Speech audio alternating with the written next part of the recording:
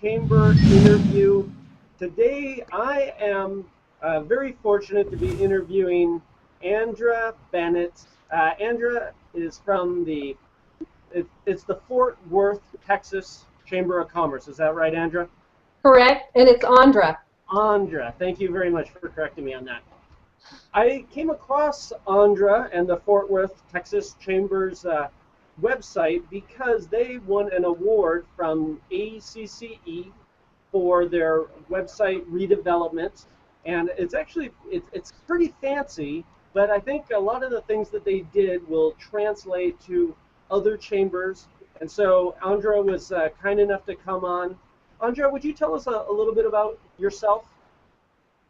Well, I'm a native Texan, and I've lived here in Fort Worth since 1986, and I've been here at the Chamber for 12 years, so I've gotten my experience. The bulk of my career has been spent here, but before that I was with Campfire Boys and Girls Youth Development Organization, which is 501c3, and before that with the National Association for the Self-Employed, which was a national association for micro businesses 10 and under. And so both of those experiences prepared me for what I needed to know here at the Chamber in terms of business advocacy and also working with the community on sponsorships and development. Fantastic. And you were the project lead for the website upgrade? I was the point person here for the website upgrade. I have to give credit, though, for a lot of the technical aspect to Min Fawn, who is our IT director here. The Fort Worth Chamber has 2,000 chamber businesses, and we have 30 employees. So our IT director is very important to what we do, and he and I both tagged on this, but my role was to be the point person internally and externally with the vendor. Okay, very good. Well, let's talk about your website, and I'll be sharing some screenshots here so that people get a feel for what you've created.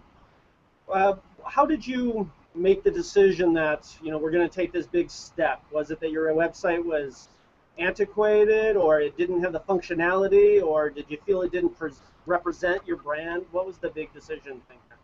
All of those things, Frank. We had not upgraded our website since 2005, so it was 6 years old, and that was just ancient in today's technology world. So the look, the feel of it, that was the primary reason, because we wanted to project not only the Fort Worth Chamber, but the city of Fort Worth as a progressive and growing city. We also wanted to dispel some myths about Fort Worth by presenting more visual imagery that more accurately reflected our city.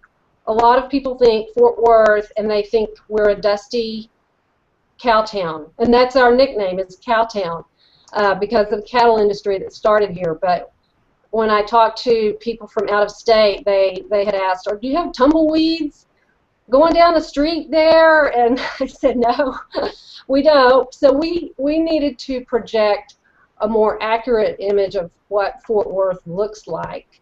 And it's a 16th largest city in the United States. So that was the first thing.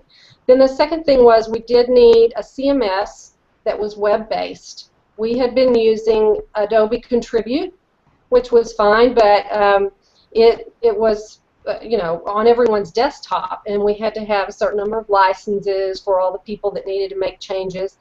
And if we needed to cancel something and it iced over, which here in Texas, if it ices, things are canceled. So someone would have to risk their lives coming down to the office so that they could make a little change on the website. Now it's web-based. We can do that from home if we need to. So both and for the membership, we had some things for the membership that I wanted to include an RSS feed for news releases that we put out, and Adobe Contribute just didn't allow us to do that. So all of those things, internally making the changes, and externally having something that looked progressive and up to date. In the application that you gave to ACCE, where they looked at hundreds of different organizations to award these various categories, I remember reading something from yours about you knew that people's first impression of your area would likely come from people finding your website. And I know there's several other chambers that I've interviewed, and where they have said that they want their chamber website to be the website that represents the entire city, the most trafficked, the most valuable, the website that people just assume you go to get answers and information. Um, am I categorizing that right? That you really wanted that? We are separate from our Convention and Visitors Bureau, and so I wouldn't say we wanted to be the website, because the city and the Convention and Visitors Bureau also have very nice websites and different audiences. But as far as people relocating to Fort Worth, we feel like they still go to the Chamber of Commerce to look for some kind of newcomer information. And of course, businesses relocating come to our website. So those were the audiences we had in mind, but we definitely wanted it to be, again, to reflect the city accurately and to engage and compel those folks to, once they saw it, then to dig in deeper to the interior pages. Let's talk about those different audiences that you mentioned, relocators and people with an economic development interest. You split your website up into 3 separate entities, is that right? That's correct. It's kind of like the way, and we didn't plan on that from the beginning. We had a couple of websites. We had, as part of the chamber website, there was a, / economic development, and then it went, and the navigation changed, and it was to that audience. Still on the same CMS and everything. Then we had another website for our young professionals called Vision Fort Worth, and it had been built in yet another CMS. So as we were in the planning stages and talking to our vendors, this was even after the RFP was sent out, our management decided that they wanted those to be, they wanted a different economic development URL and website, and they also wanted to put the vision site on this CMS. So I told people it was kind of like thinking, oh, I'm having a baby, and then finding out you're having triplets. So now you got 3 projects. So now we have 3 projects okay. To overhaul. So then we got into, once the vendor was chosen, we got into the site navigation for each of those websites, and colors. The colors, people always get hung up on colors, and so we didn't have really any brand colors. We had used red and blue and black, and so we needed to decide on all of that. So yeah, it was divided into these 3 websites, and one reason for that is, again, like we said, for the audiences. The Economic Development Department, they don't have the events, they don't have registrations for events, they don't have a membership directory. They didn't need all the integration that the chamber site needs. So just for a matter of simplicity for them, we made that a separate site, and for the different audience. But it's interesting. I think that when people come looking for something, if I'm an economic development person and I'm looking to relocate a business, or if I'm scoping for where to site a factory, and if I find that I come to a chamber's website and it's all about small businesses and small community events and none of it speaks to me, that might give me pause. But if I come to yours, it sounds like I'm going to find exactly what I want, and it'll just leave a better first impression. It's and I will say that all the websites are linked. If you look on our homepage now, I don't know if you have a screen share there. I might do that I could try it myself. No, I'll go ahead and I'll put up images. I'll overlay images. Okay. On our homepage, there's a button that says, two buttons at the top, Economic Development, Vision Fort Worth, and those are the other two sites. Then down at some of the other navigation toward the bottom, it says Relocate or Expand, and there's a window that comes open. It's not a new window, but there's a tab that populates with, you know, you're looking to relocate or expand your business, visit our economic development site. Click, and it takes you to the other site. And that's where we have all those things like population and facts and figures and a property search, you know, some calculators for cost of living, a property search function, all of that site selectors and corporate relocation consultants would be looking for. Very interesting. So let's talk about lessons learned maybe. It sounds like other chambers should be aware that, you know, even if you feel you have to do the website upgrade, you know it's going to be somewhat complicated, that it might even be more complicated than that. It could have scope creep, and you might end up deciding to do a complete rebranding because now it's time to make all these decisions on colors and things of that nature. So, I mean, it seems like it just turned out to be a bigger project than you thought going in. And isn't that the way it always is? One thing that, and it didn't turn out badly, because luckily the vendor that we worked with agreed to do all of that for the same price. And the reason why is that all of the websites have the same design. So it's a suite of websites. They all have the same similar look and feel, so they didn't have to redesign the whole thing from scratch. So we settled for that same look and feel, just a different color, but it's all tied to the same CMS, so that when I go in to make changes, I just toggle between the three sites.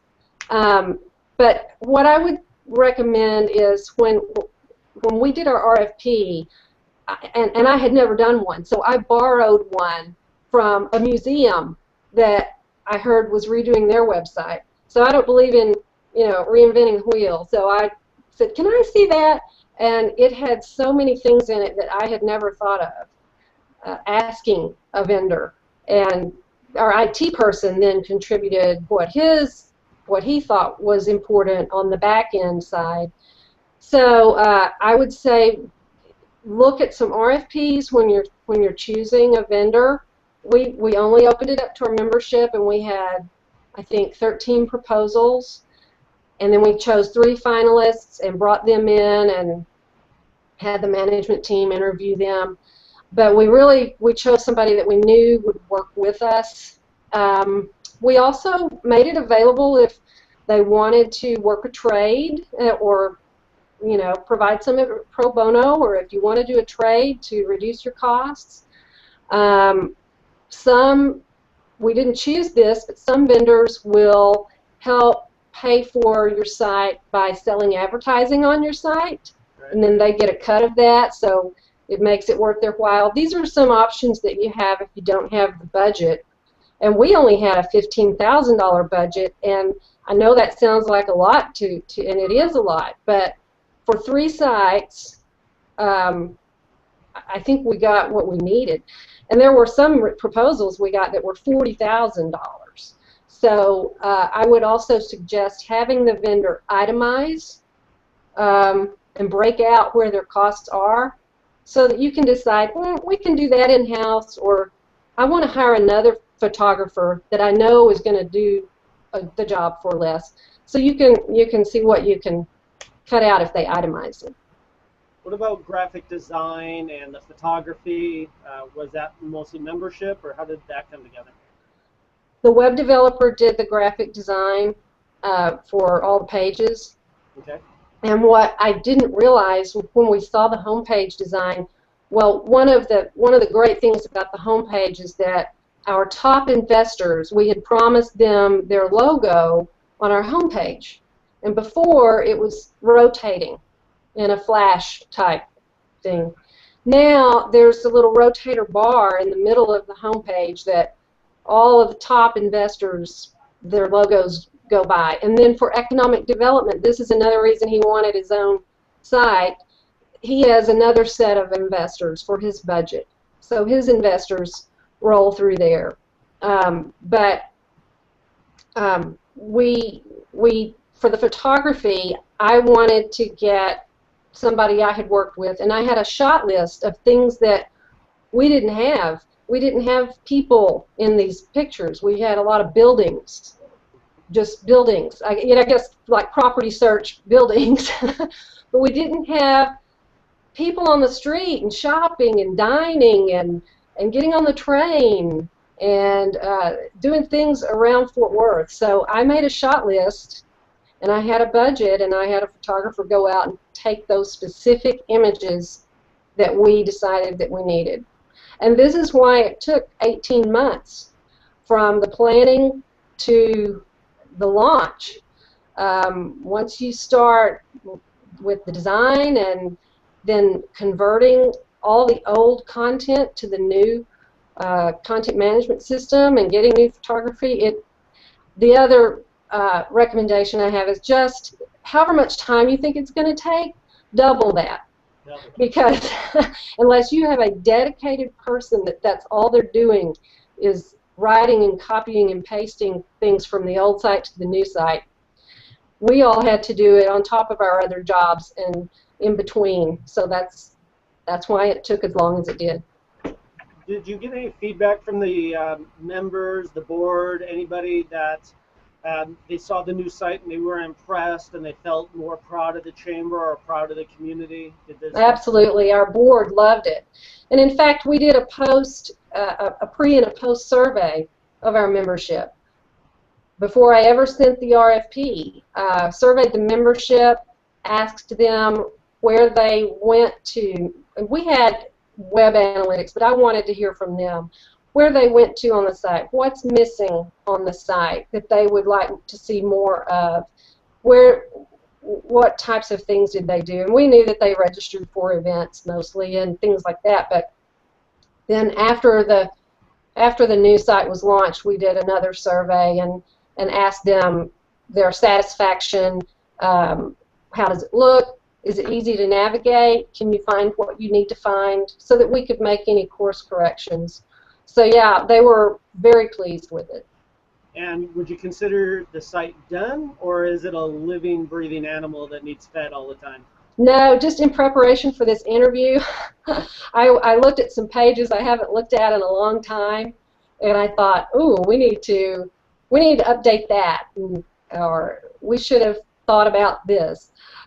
So we have 200 pages, 228 pages. Right.